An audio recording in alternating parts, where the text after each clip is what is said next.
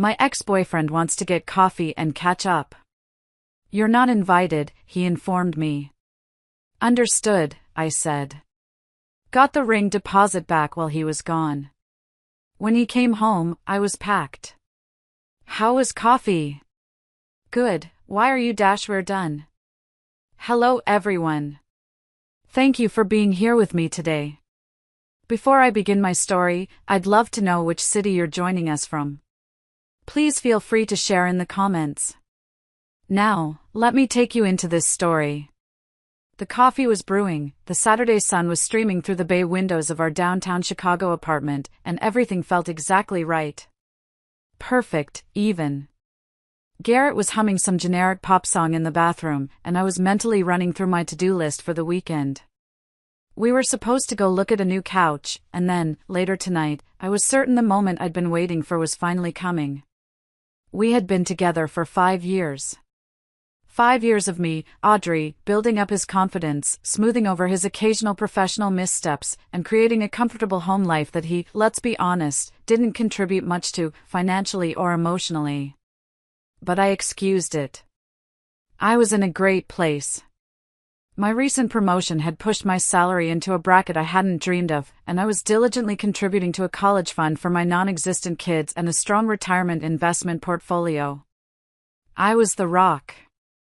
And Garrett was, well, he was the charismatic face I wanted to wake up to every morning. This morning, though, something felt off. Garrett stepped out of the bathroom, and my internal alarm bell started ringing a high-pitched, insistent tune. He wasn't wearing his usual weekend uniform of faded athletic shorts and a worn-out t-shirt. He was wearing the crisp, light gray suit jacket he usually reserved for high-stakes business meetings, meticulously pressed, over dark jeans. He had even shaved that slight stubble he always let grow out, and his hair was slicked back, looking almost aggressively neat. Wow, I said, putting my mug down. You look sharp. Big meeting today? He smoothed the lapel of his jacket, avoiding my eyes as he walked past me to the kitchen counter. Oh, no. Not a meeting. Just catching up. I leaned against the counter, observing the subtle tension in his shoulders. Catching up with who? Dustin? Dustin was his oldest friend, and usually, their catch-up involved greasy burgers and too much beer, not a suit jacket. Garrett finally turned, a practiced, non-committal smile fixed on his face. No. Actually, I got a text from Justine. The name Justine hit me like a splash of cold water. Justine. His ex-girlfriend from college, the one he always casually mentioned was from money. The one who had dumped him unceremoniously when his venture capital startup failed 7 years ago. The one I'd always felt was a subtle ghost in our relationship. Justine? I kept my voice flat, factual.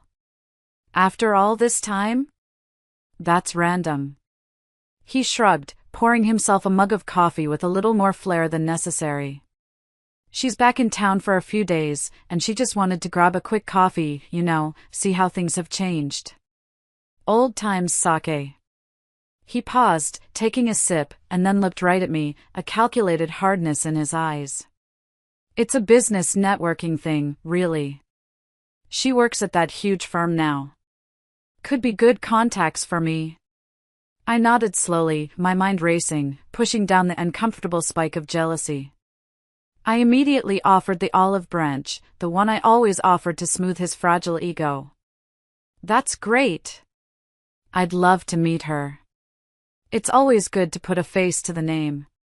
Maybe I can join for the last half hour, too. I'm always looking for new investment opportunities for my clients. Garrett's smile disappeared. The air in the kitchen went instantly frigid.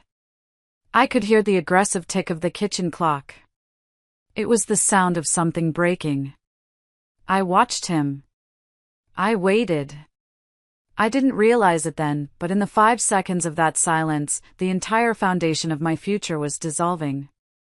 I was holding a lifeline, offering a hand, and he was about to slice it off. I glanced over at the small, leather-bound folder tucked discreetly into a drawer I had left slightly ajar. Inside was the receipt for the large deposit I'd put down for the custom engagement ring. The jeweler had promised it would be ready by Friday. I knew Garrett had picked it up yesterday. I'd seen the subtle lump in his overnight bag. I pictured the moment tonight, the surprise, the tears, the future we were supposed to build, a future built on my hard work, my stability, and my unwavering belief in him. It was a beautiful picture, a comforting one, and I clung to it fiercely. He took a final, deep breath, the scent of expensive cologne filling the air. He was a different man today. A man who was about to deliver a verdict.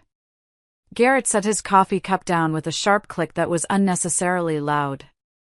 He folded his arms across his freshly pressed suit jacket, making sure I understood his complete inflexibility. The look he gave me wasn't one of a fiancé talking to his partner, it was a manager dismissing a subordinate. Audrey, no. I don't think you should come. My chest tightened, a familiar squeeze that had always been present whenever Garrett felt the need to flex his control.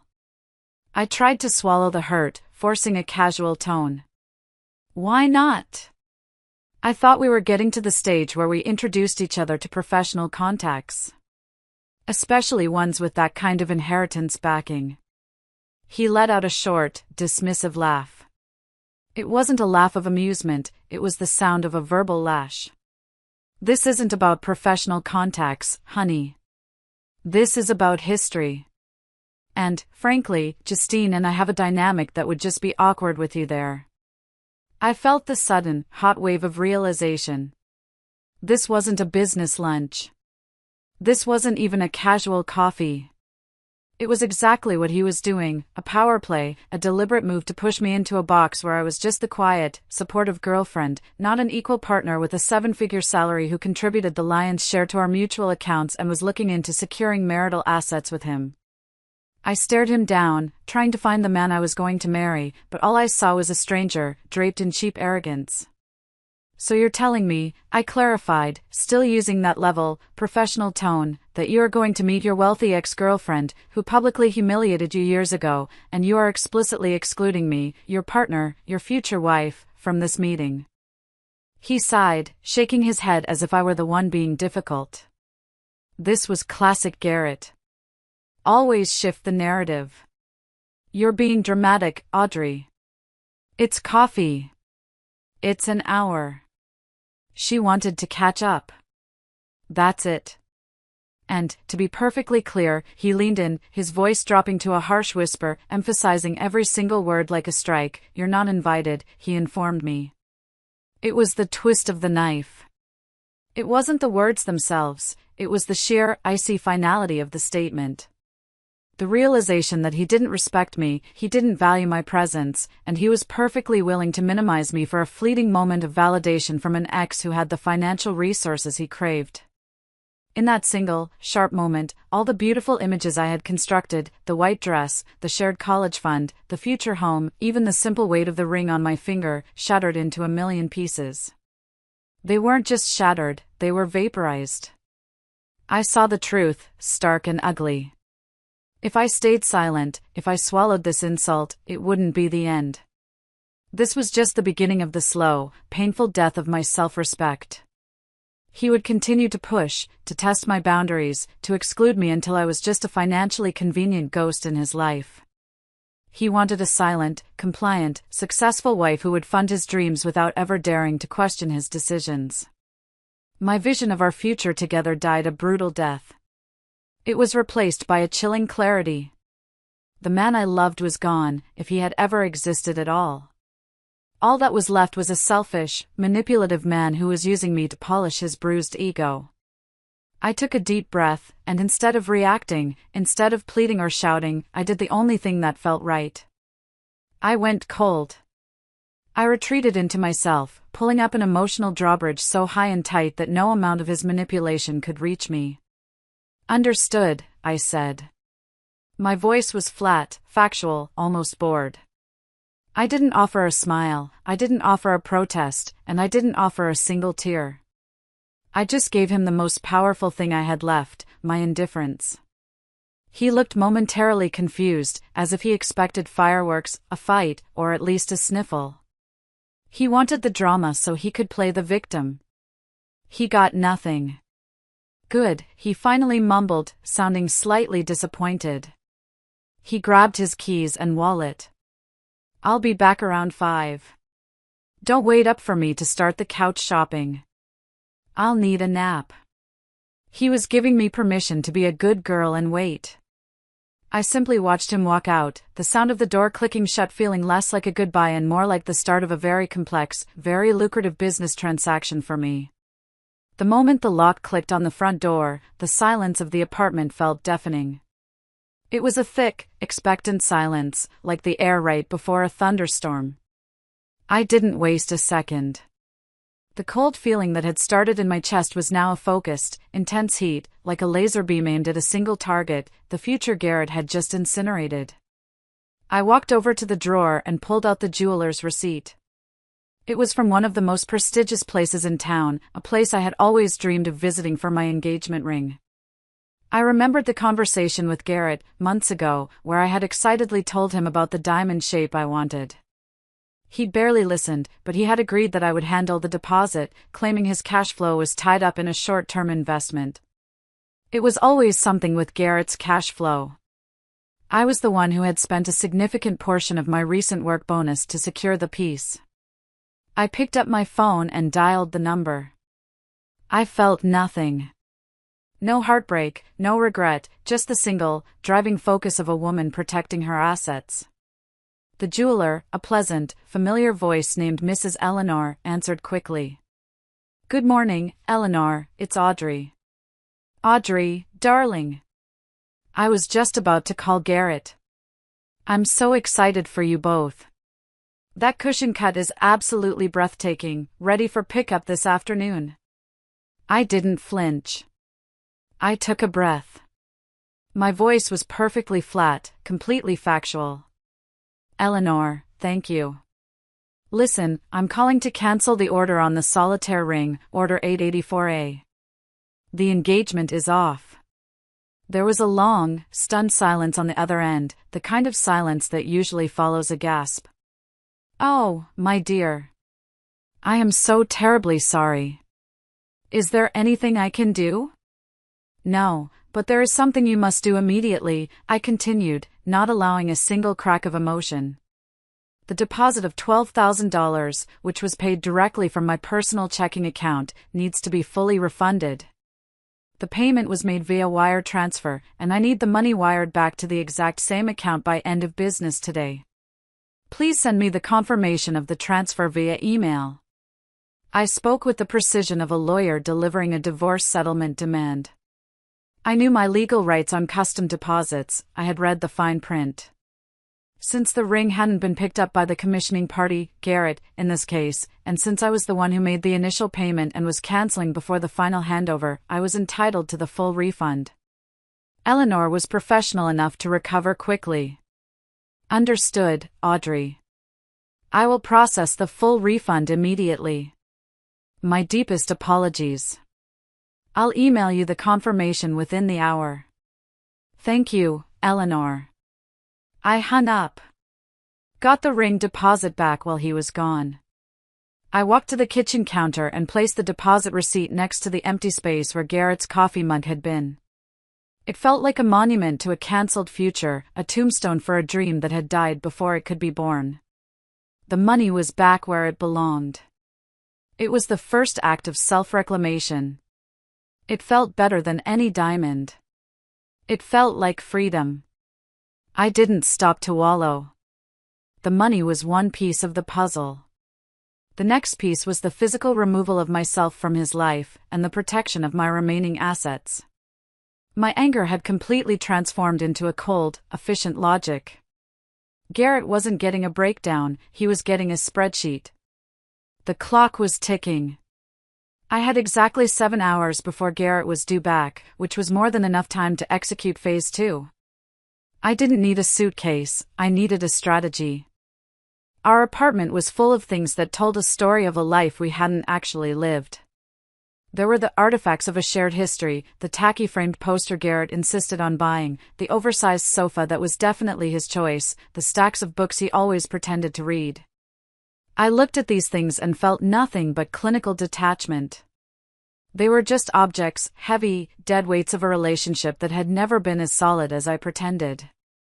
My focus was on what was mine.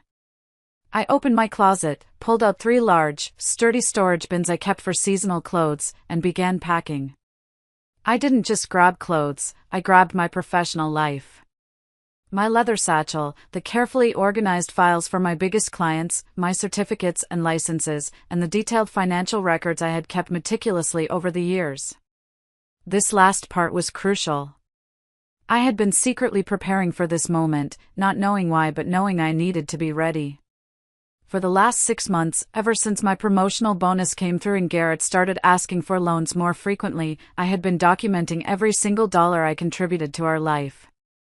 This included the down payment on the car, the $20,000 I'd put into the joint account for emergency savings, and the specific bank statements detailing my individual contribution to my investment portfolio. I had everything backed up to a secure cloud drive and a physical thumb drive hidden in a hollowed-out book. Next, I tackled the shared accounts. Garrett, typically, had been too lazy to ever fully understand the complexity of our banking structure, which I managed. The only shared account we had was a checking account used for groceries and rent. I opened my banking app, pulled up the balance, and moved my original $20,000 contribution, plus a small amount to cover the rent I had already paid for the month, directly into my private savings account. I left exactly $500 in the account. Enough for him to cover his next few bills, but not enough for him to accuse me of stripping him bare or starting complicated litigation over an empty checking account. I was careful to only claim funds that I could legally and clearly trace back to my own paychecks and accounts. No one could ever accuse me of theft. I was merely protecting my own assets from future devaluation by an entitled partner. The physical exertion of packing felt good, cleansing. I packed only what I needed, the clothes, the books that mattered, the expensive camera I'd bought with my own money, and my grandmother's small, antique jewelry box, my only true inheritance. Everything else, the shared kitchen gadgets, the ugly armchair, his gaming consoles, I left behind. I dragged the 4 bins and 2 suitcases to the back entrance. I had called a close female friend, Clara, and asked her to meet me in the parking lot in 3 hours with her truck, telling her only, I need an emergency extraction. No questions until we're driving. Clara was loyal, and her silence was guaranteed. The apartment looked strangely empty now, even with all of Garrett's clutter still in place. It felt like I was dismantling a stage set after the play had closed. I wasn't just moving out, I was detaching myself from a financial and emotional parasite. The meticulous details of the extraction process made me feel powerful, a stark contrast to the small, shrinking woman I had felt like an hour ago. Clara arrived exactly on time, pulling her beat-up Ford Ranger into the back lot. She took one look at my face, the blank, focused expression that promised impending change, and didn't say a word. She simply helped me load the bins and suitcases. We worked in total silence, the only sounds being the scrape of plastic against the pavement and the heavy thump as the bins settled in the truck bed. "Where to?" Clara finally asked, her voice low, as we secured the last strap. "Just to a hotel tonight.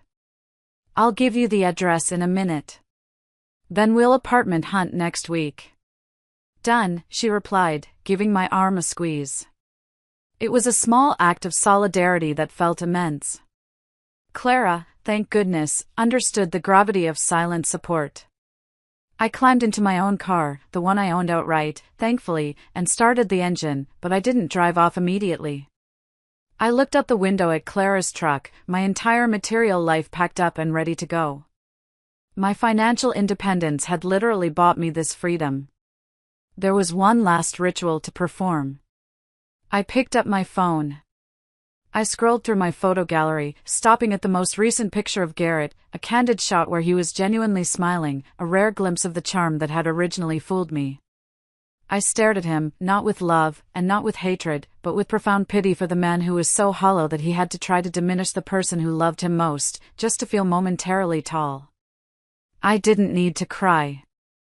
The tears were done years ago, one small drop at a time, sacrificed to his demanding ego. I went to my settings.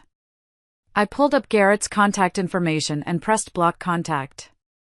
A standard system prompt flashed on the screen. Are you sure you want to block this contact? My finger tapped the confirmation. I was sure. I tapped block contact. I did the same on every social media platform, Instagram, Facebook, even the professional networking site he used to humble brag. It wasn't an act of anger, it was an act of establishing boundaries and protecting my self-respect. I was removing his ability to weaponize my emotions and future. His tantrums, his apologies, his manipulations, they would all now hit a brick wall of silence. I was cutting the puppet strings, one channel at a time. I put the car in drive, signaled, and pulled out onto the quiet street behind Clara. As I drove away, I didn't look back at the apartment. The future was forward. The rear-view mirror was just glass. I had nothing left to look for in it.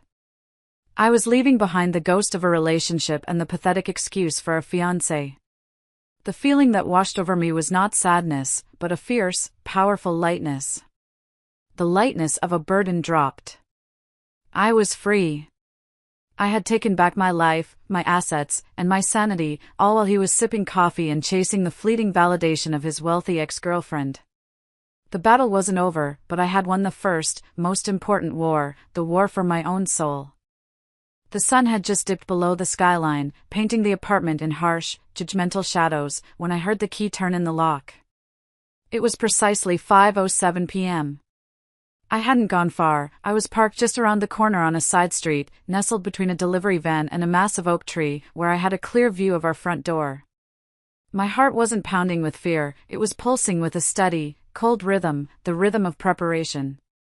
Clara had already driven off 20 minutes earlier to the hotel with my bins and suitcases, leaving me alone for the final, necessary act, the confrontation and the exit. Garrett stumbled in, and I immediately registered the distinct difference between a man who was having coffee and a man who had downed several expensive bourbons, probably attempting to impress Justine with his supposed success and easygoing lifestyle. There was a slight unsteady sway in his step and his cologne, which was fresh this morning, was now battling the smell of cheap arrogance and alcohol.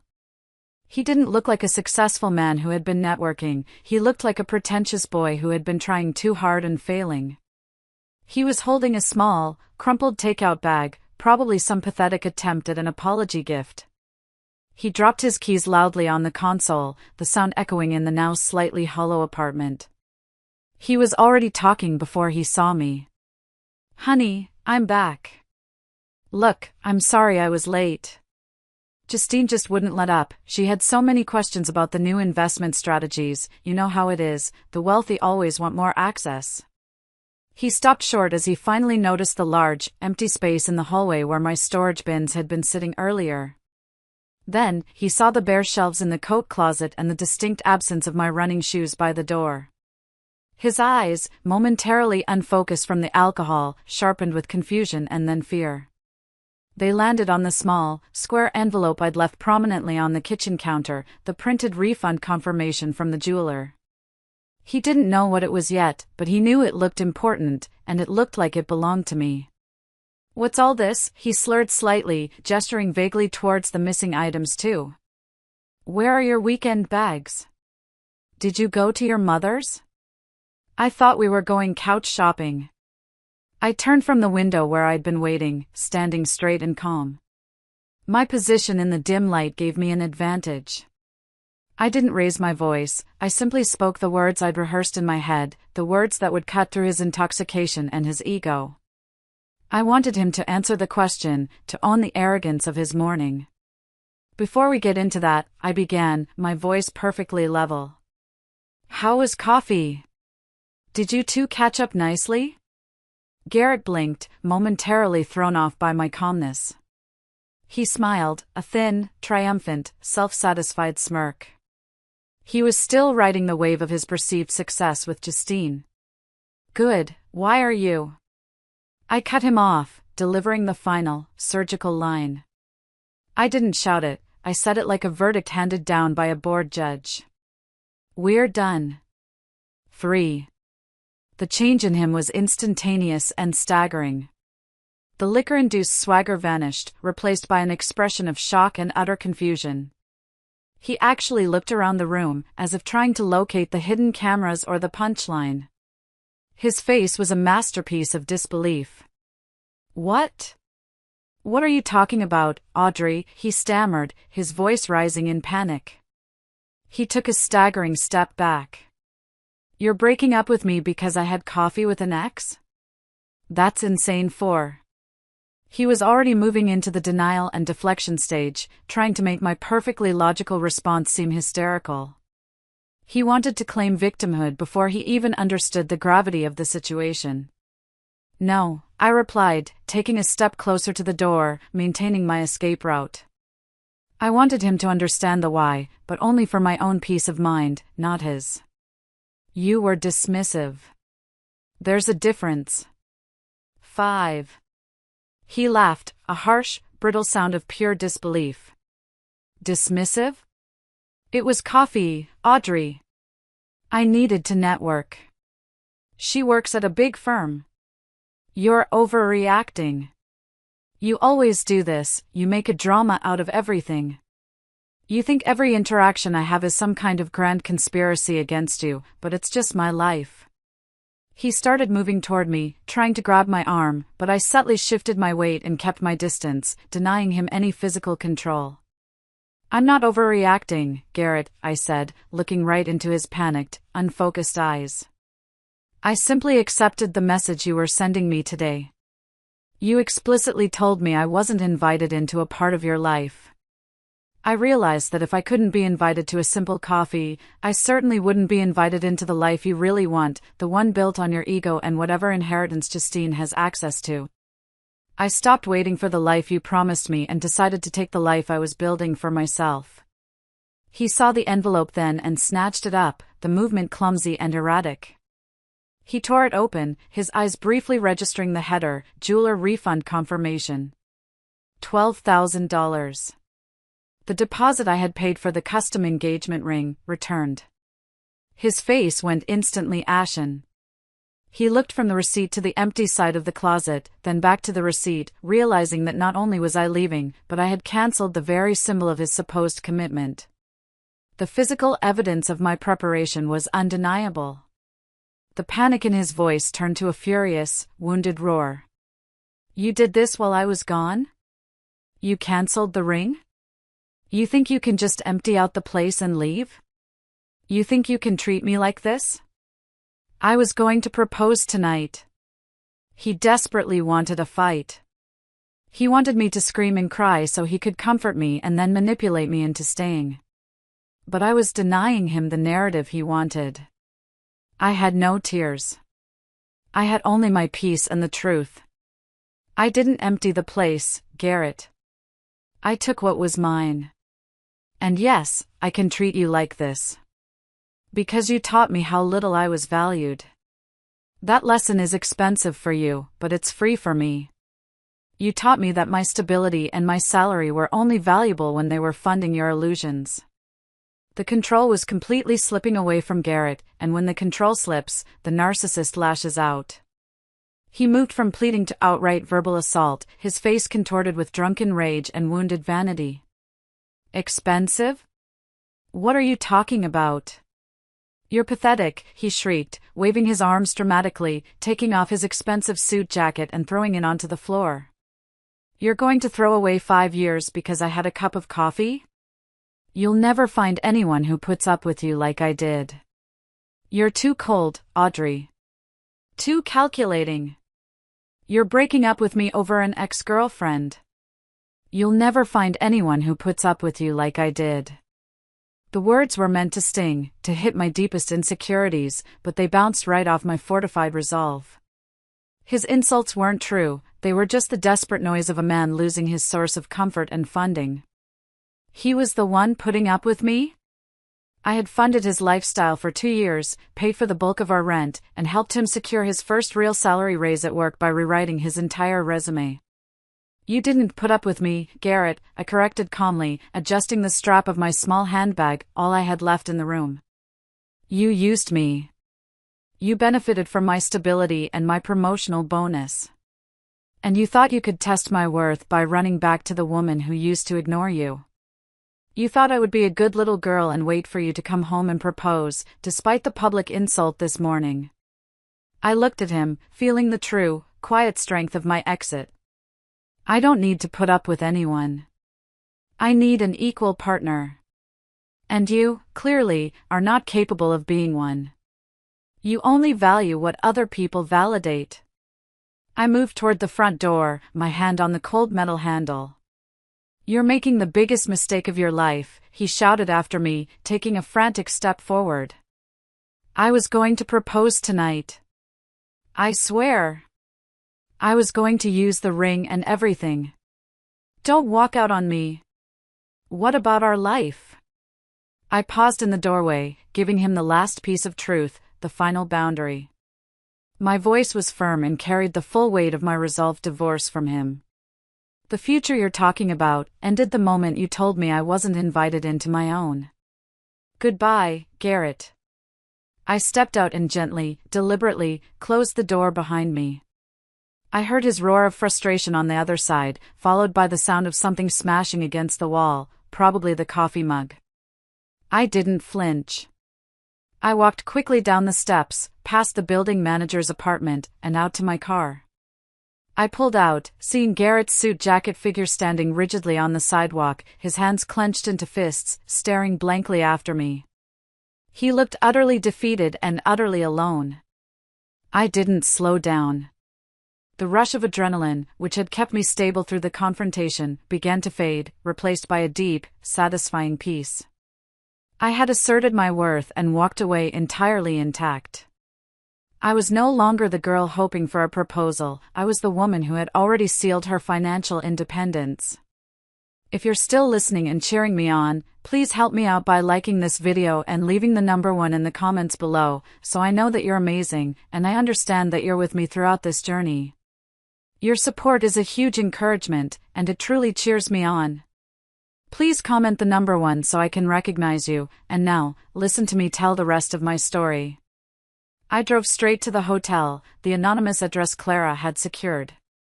It was a boutique place downtown, totally clean and impersonal, far away from any neighborhood Garrett would frequent. It was exactly what I needed.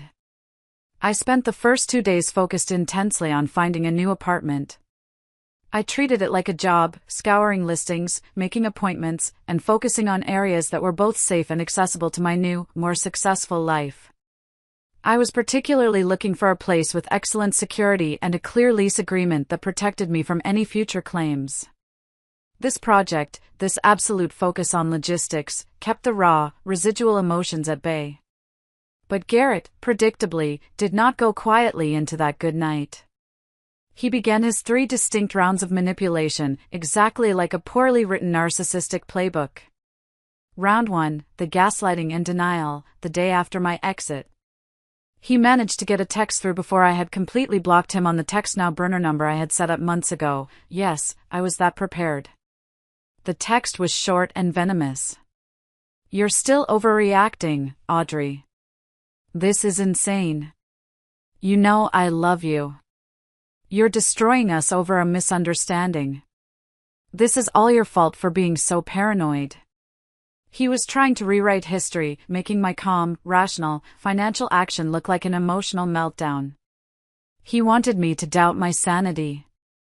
I didn't reply. I simply forwarded the message to my own private email account with a timestamp as documentation. Round 2, the tearful plea and victimhood, day 3. Since the texts failed, he moved to my voicemail. I had intentionally left my main number active, not because I wanted to hear from him, but because I knew his next move would be to try to use external validation to get to me, and I wanted to gather a complete record of his behavior. The message was slurred and pathetic. Audrey, please. I'm so sorry. I've been drinking. I need you. I can't function in this apartment alone. The silence is deafening. I'm so alone. Don't do this to me. Come home. You're my stability. My life is ruined without your salary contribution. In a flash of true, drunken self-absorption, he actually confessed that the reason for his panic was his ego and the sudden hole in his monthly budget, confirming the real motive behind his Fury 8. I immediately saved the voicemail to my secure cloud drive, labeling it evidence of intentional manipulation. I felt no pity. I only felt the intellectual satisfaction of a prediction fulfilled. The silence of the apartment he'd now inherited was his punishment, not my problem 9. Round 3, the absolute rage and prediction of failure, day 5. By this point, he realized the appeals were pointless. His final voicemail was pure, unadulterated fury, the last scream of a man whose power source had been disconnected. Fine. Go. You're going to regret this, Audrey. You think you're so smart, but you're just a calculating B*H. You'll come crawling back when you realize how hard it is out there without my contacts and my support. You're going to fail, Audrey. You'll come crawling back. I'm going to make sure everyone knows what a psycho you are. I listened to his entire script play out with quiet satisfaction. He had followed the playbook perfectly. I felt no pain, only the intellectual fulfillment of a theory confirmed. The cycle was complete. I found a wonderful, light-filled condo about 40 minutes away from the neighborhood we had shared. It was slightly smaller than the old place, but entirely mine. I secured the lease immediately and started the process of settling in. I felt good, clean, and financially sound. I even started looking for a specialist lawyer who dealt with complicated financial separations, just in case Garrett escalated his threats. I was always prepared. That feeling lasted exactly 1 week until the email arrived, proving I was right to prepare. It was from Garrett, written in all capital letters, a desperate, childish attempt to sound imposing. He had finally noticed that the joint checking account, the one I had diligently used for years to cover our joint expenses, was essentially empty. He also noticed the automatic email notification from the bank regarding the large transfer of funds I had made. Subject: You stole all the money. I am contacting a lawyer. The email was a blazing tirade. He accused me of theft, of criminal misconduct, and threatened swift litigation and the immediate hiring of a divorce lawyer to ensure I was prosecuted for stealing his assets. He clearly assumed that because the money had been in a joint account, it was automatically shared money, regardless of the source. He focused solely on the total balance, not the origin of the funds. This was a new escalation, the financial twist, and a calculated betrayal he didn't realize I was entirely prepared for. I sat down calmly at my new kitchen table, opened my digital files, and crafted a response that was entirely without emotion, drafted with the help of a paralegal friend, just to make sure the terminology was precise and irrefutable. I was not going to give him an inch of emotional or legal ground. I attached 4 distinct documents. A statement from my bank showing the initial, large wire transfer of my $20,000 promotional bonus into the joint account 4 months prior, the original, notarized personal agreement we had signed when we first bought the apartment. I had insisted on this years ago.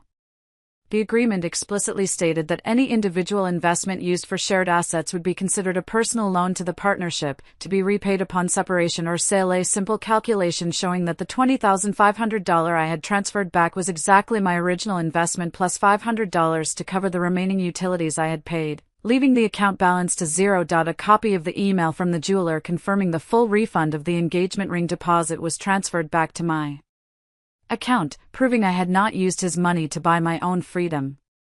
My reply was 1 sentence long: please find attached the documented proof of source funds, which were returned to my individual account pursuant to the signed contract and traceable deposits. Further threats of legal action, or attempts to damage my professional reputation, will be forwarded directly to my counsel. I hit send. Garrett had tried to weaponize the law and his perceived victimhood, and I countered with hard evidence and meticulous preparation. He wanted a fight over money. I gave him the cold, unassailable scale of justice, completely backing him into a corner. 13. He went completely silent after this. The sudden end of the financial confrontation confirmed my victory. I didn't just walk away, I walked away financially protected, leaving him with an empty shared account and the crushing realization that he couldn't bully or lie his way out of this reality. Garrett, however, still needed an audience for his martyrdom. Since he couldn't reach me, and his lawyer threats had failed, he used the next available tool, his friends, his flying monkeys. A few days later, my phone rang. It was an unrecognized number, originating from a different state code. I almost let it go, but the cold logic in me suggested I needed to hear the next piece of his script.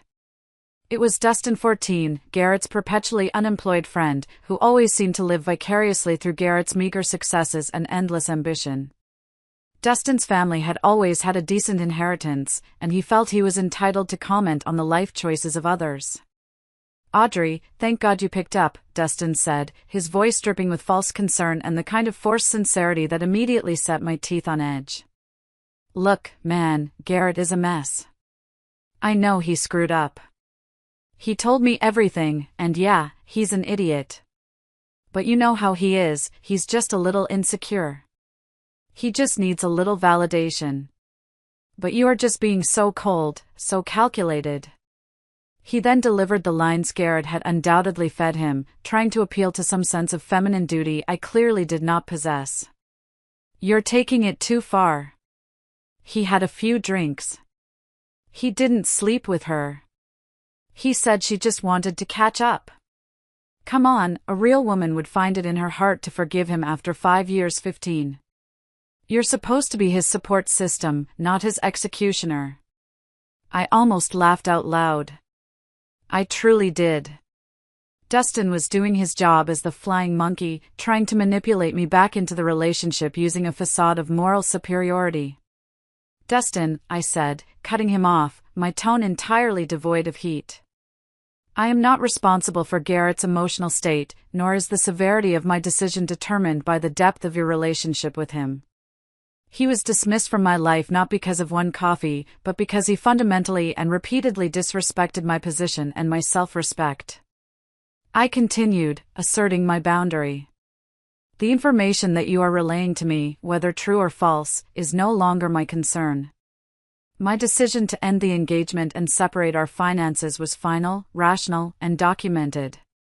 Do not contact me again on behalf of him or for any other reason." I hung up and blocked the number. The very next day, I saw the predictable social media fallout. Garrett, unable to contact me and now enraged by Dustin's failure to retrieve me, used his public profile to air his grievances. He posted cryptic, melancholy statuses about greedy women and distorted stories, and even a mournful black and white picture of himself with the caption, "Learning who my real friends are." It was a pathetic attempt to rewrite the story to his followers, painting me as the heartless, materialistic woman who had abandoned him right when he was about to make a huge professional leap.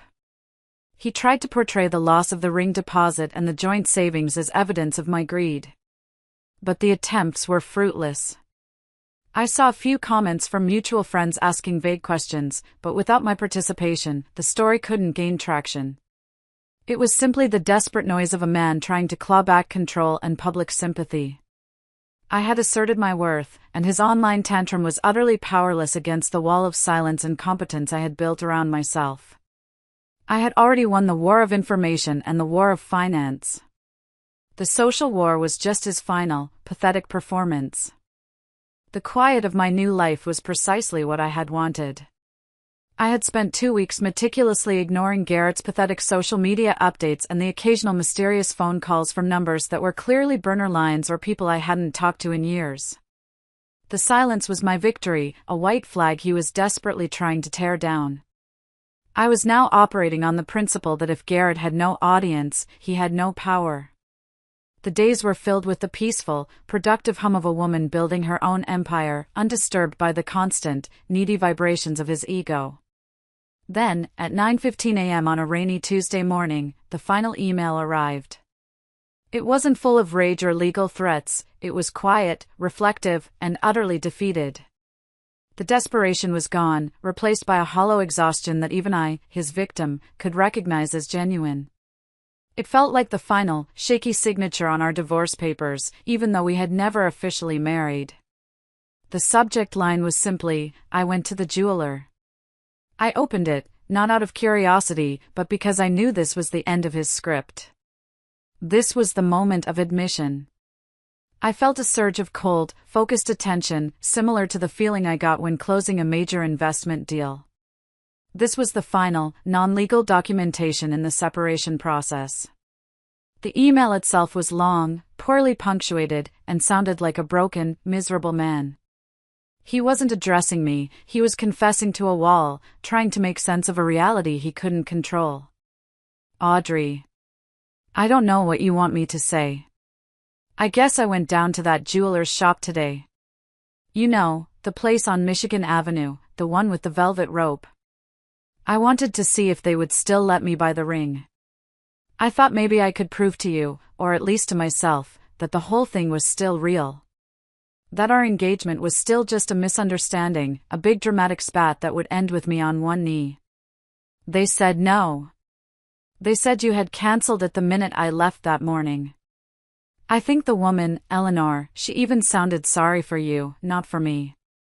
She was so professional, but I could tell she knew what I was, a cheap idiot who lost a diamond over a cup of coffee. She told me the deposit was already refunded to the account it came from. My card, by the way, was declined when I tried to buy something small, just to save face. I realized then, standing there, smelling like cheap liquor from the night before, that this wasn't about the money or the argument. You weren't mad. You weren't hurt. You were done. You made your decision while I was still at the coffee shop. That hit me.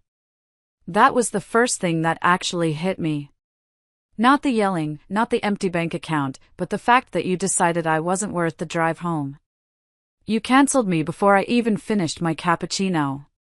He then plunged into the anticlimax of his coffee date with Justine, the pathetic root of his downfall. The confession was brutal in its honesty. I went back over that morning 100 times. I was so arrogant, Audrey. I felt so small after my last failed pitch that I needed to feel big. I thought I could go, flirt with Justine, maybe get a promise of a job lead, feel important because she has that huge inheritance and the fancy job, and then come home to you, the perfect, stable, successful woman, who would still be waiting for her proposal. I wanted the drama, Audrey. I needed you to fight for me, to show me I was worth fighting for. And Justine, she wasn't even interested in me. She was barely listening to my new career plans. She was just there to check a box. She used the catch-up to try to sleep with me one last time, mostly just to see if she still could, a power move, nothing more. And when I said no, she vanished. She just packed up her expensive bag and said, "Good luck with that, Garrett." No job offer, no flattery.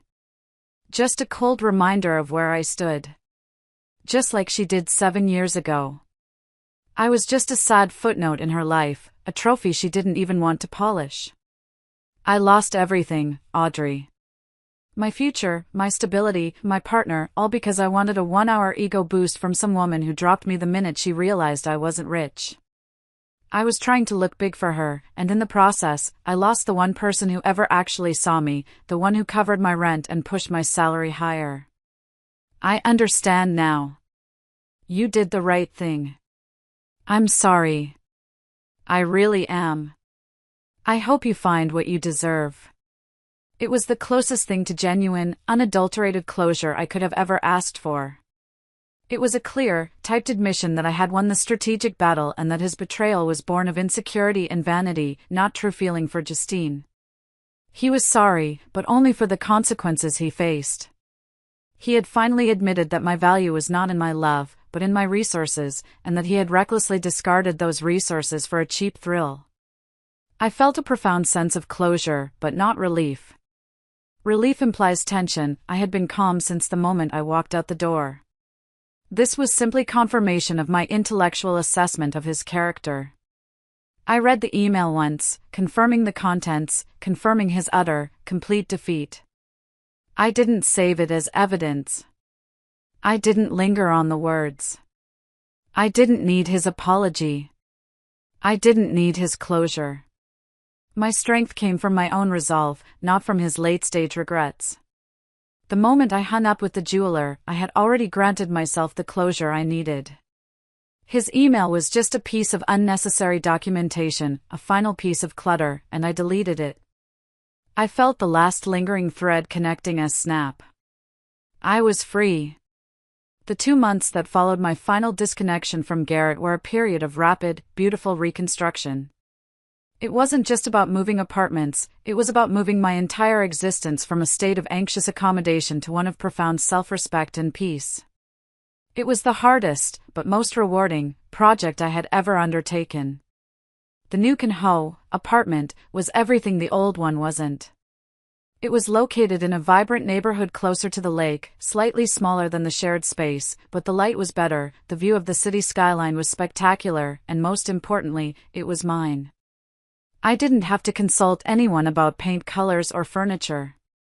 Garrett always demanded neutral, beige tones. He said anything else was too distracting for his creative process or that bright colors made people anxious. Now, I was free to create a space that reflected my true, slightly dramatic self. I bought a vibrant yellow velvet armchair that Garrett would have immediately called too loud and started painting one accent wall a deep, dramatic sapphire blue, the color of pure decisiveness. The process of painting, sanding, and assembling flat-pack furniture was immensely therapeutic. Each hammer blow, each calculated measurement, was an act of rebuilding not just a home, but my entire sense of self-worth. It was perfect, no memories here, no ghosts. It was a sanctuary of my own making, an architectural testament to my financial independence. I remember one afternoon, sitting amidst the boxes, feeling an intense rush of personal sovereignty. This was more valuable than any inheritance or marital assets could ever be. I began to explore hobbies I had suppressed. I rediscovered my love for pottery, a hobby Garrett had dismissed as messy and pointless years ago, claiming the clay dust ruined the aesthetic. Now, my dining table was covered in clay and glaze. I spent hours shaping the wet earth, finding a profound metaphor in turning something formless into something beautiful and strong. I was living a life that was louder, messier, and infinitely more honest than the carefully curated, quiet lie I had maintained with him. I even started taking a night class focused on advanced ceramic glazing techniques, something that fulfilled a creative itch I hadn't realized I possessed. Crucially, I started to reconnect with friends I had unintentionally neglected. Friends like Clara, and especially my longtime colleague, Sarah, whom I had kept at arm's length because Garrett was insanely jealous of her successful career and high salary. He always whispered subtle remarks that Sarah was too aggressive or too focused on money, remarks that were clearly projections of his own insecurities. Now, those friendships flourished. They were thrilled by my decisive, clean break. They didn't see me as broken, they saw me as a hero who had conducted a surgical divorce from a life that didn't serve her. "I can't believe you cancelled the ring deposit while he was sitting there drinking coffee with his ex," Sarah told me over a bottle of wine one evening, shaking her head in awe. "That's not just moving on, Audrey. That's a masterclass in protecting your assets and demonstrating profound emotional intelligence. Most women would wait for the fight. You went straight for the closing documents. You saved yourself a massive legal headache down the line." I started pursuing the advanced certification I had always wanted in my financial sector, a step Garrett had repeatedly discouraged, saying it would make my work hours too long for our future family life, meaning, too busy to cater to his demands. The professional achievement was exhilarating. My investment portfolio was growing, my salary was about to see another substantial bump, and the sense of control over my own destiny was intoxicating. I was even mentoring a younger woman at the firm, helping her manage her own college fund and professional path, finding immense satisfaction in guiding someone toward financial independence. I realized that for years, I had molded myself into the quiet, supportive partner Garrett needed, shrinking my ambitions and my personality to fit his fragile ego. Now, I was living for myself. My new life was safe, stable, and incredibly fulfilling, 1,000,000 times better than anything I had left behind. I had gone from living a life for two people to living a life solely for myself. The final, public confrontation happened when I was least expecting it, and yet, I was entirely ready. It was the ultimate test of my unshakable contentment. It was a Friday night, precisely 3 months and 5 days after I had driven away from the apartment. I was at a popular, slightly upscale wine bar in my new neighborhood with Clara and Sarah, celebrating that major promotion I had secured at my firm. I felt great, confident, well-dressed in a sharp red dress, and utterly peaceful. I had just finished telling them about my decision to finally establish a proper trust fund for my future, an act of financial planning Garrett had always scoffed at. We were laughing about some ridiculous office anecdote when the atmosphere in the room suddenly shifted. I looked up and saw them, Garrett and Dustin. They were standing near the bar entrance, looking utterly out of place. This wasn't their usual dive bar, this place required a certain degree of refinement, and they clearly didn't possess it anymore. Garrett, in particular, was a shadow of the man I had left. The crisp, light gray suit jacket was gone, replaced by a shirt that looked too tight, unpressed, and possibly stained. His demeanor was nervous, not arrogant. He looked thin, his posture slouched, and his eyes held a desperate, hungry hope that instantly reminded me of the man who had pleaded into my voicemail, the man whose entire self-worth depended on external validation and the money I provided. He saw me instantly, and the air went out of him like a punctured tire. I didn't flinch. I turned back to my friends, taking a sip of wine and continuing the conversation about investment strategies, demonstrating the unshakable contentment that was now my shield. I allowed no visible reaction, no anger, no recognition, no sign that he held any power over my emotional state. He was a piece of scenery. Garrett, however, couldn't ignore me. After a minute of intense staring, he mumbled something to Dustin, who looked horrified, and then walked directly over to our table, approaching me as if I were a queen he had once offended. "Audrey," he said, his voice hesitant and low, completely lacking the booming arrogance I remembered. He sounded small. I raised an eyebrow slightly, a small, controlled gesture that conveyed polite acknowledgement of an unwelcome acquaintance. "Garrett." He fidgeted with the edge of the table, his hands shaking slightly. He looked down at his shoes, unable to hold my gaze. I haven't been great," he admitted, finally meeting my eyes, searching for a sign of recognition or sympathy, a crack in the fortress of my self-respect. "My job is, well, you know. It's been tough without your help with the pitches. I miss you. What I did was the stupidest thing I've ever done. I should have proposed that night. I should have." He trailed off, clearly expecting me to jump in, to offer a word of comfort or an opening for reconciliation. He was throwing himself on my mercy, hoping that my natural kindness would trump my sense of justice. He wanted to be saved, and he expected the woman he discarded to be his savior. I watched him, and the strange truth was, I felt absolutely nothing. No anger, no desire for retribution, and certainly no love. He was an artifact from a history book I no longer read. He was a small, irrelevant problem I had solved months ago.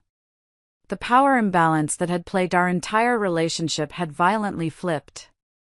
I took a slow sip of my wine and finally answered him, my voice carrying the confidence of a woman who had successfully navigated a divorce from a narcissist without ever needing a lawyer, a woman who had secured her entire inheritance without his interference. "Garrett," I said, my tone polite but distant, like addressing a waiter. "I remember what you did. But you're right. That was a different life." I paused, letting my gaze sweep over him, acknowledging his presence for the final time. "And you're not in it." My words hit him like a physical blow. They weren't an attack, they were simply a statement of objective reality. I hadn't attacked his character, I had only stated that he was functionally obsolete in my world. He didn't argue. He didn't try to gaslight. He didn't even try to insult me. He simply deflated, the last vestiges of his bravado crumbling. He finally understood that my indifference was a far more powerful weapon than any shouting match. The woman he knew, the one who would fight, cry, and ultimately stay, was gone. He was left with a stranger who saw him only as a ghost. Garrett stood there for what felt like an eternity, a heavy, silent presence struggling to compute the devastating simplicity of my rejection. His eyes darted around, searching for a sympathetic face, finding none. He was a monument to his own failure, a man whose entire identity was predicated on his partner's need for him, a need that had completely vanished. The man who had once swaggered in our kitchen, believing he was too important for my presence, now realized he was too insignificant for my sustained attention. He finally shook his head once, a slow, miserable movement, and then, without another word, he simply turned and walked away. He didn't look back at our table.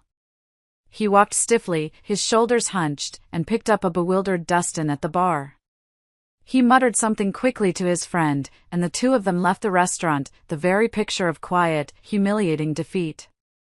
There was no grand exit, no final dramatic slam of a door, just a silent, pathetic retreat into the night. Clara and Sarah looked at me, stunned. Clara was the first to speak, lowering her voice to a conspiratorial whisper. "Wow," she breathed. "That was intense. I've never seen anyone shut a person down so completely without raising their voice. You didn't even blink." "He looked like he aged 5 years," Sarah added, taking a thoughtful sip of her wine. "I bet he expected you to scream, or maybe even forgive him. He expected you to be the pathetic one." "Who is that guy, anyway?" Clara asked again, her voice low and curious. "He looked like he was about to cry, Audrey. Did he owe you money?"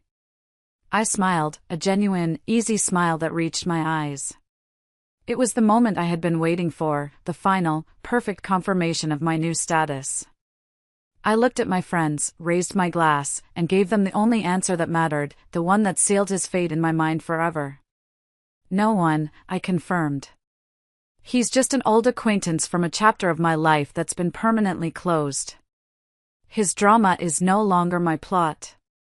The conversation shifted easily back to our celebration, but the air felt different. They didn't just see me as their friend, they saw me as a warrior who had successfully navigated the messy, painful territory of emotional and financial warfare and emerged victorious. I allowed myself a moment of quiet reflection, gazing at the cityscape lights through the wine bar window. My life was now defined by forward momentum. The aftermath continued to unfold, but without affecting me. Dustin completely unfollowed me on all social media, the last pathetic tether to Garrett's world officially cut.